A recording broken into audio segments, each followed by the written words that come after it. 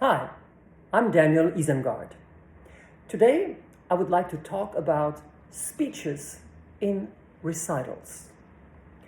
Now, I know that as performers, we sometimes feel very strongly about pieces of information we want to pass on to the audience. Something about the material we're about to sing, introductions, giving thanks. And yet, and I used to do this myself when I performed, over the years, I've witnessed so much of that I've become a little bit wary of this practice. Ask yourself, does it really add something to the evening as an experience? Now, introductions, long introductions by a third party before the actual recital, trust me, are always a downer. The audience knows what they came to see. No one is there by mistake. They bought the ticket.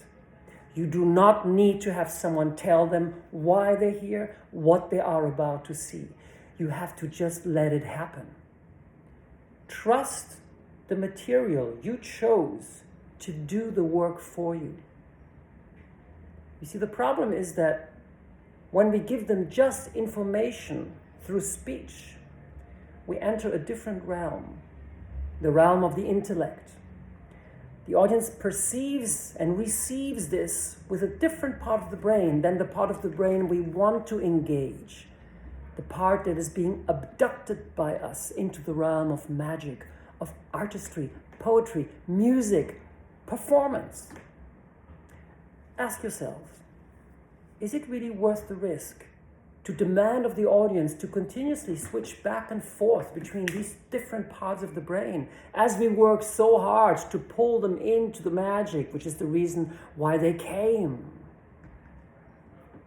Is it worth it? Is it that important? If it is, then make it part of the performance. Keep it short, but stylize it. Make it engaging. Make it fun. Otherwise, put it into the program, or better yet, keep all this information for those who did not show up.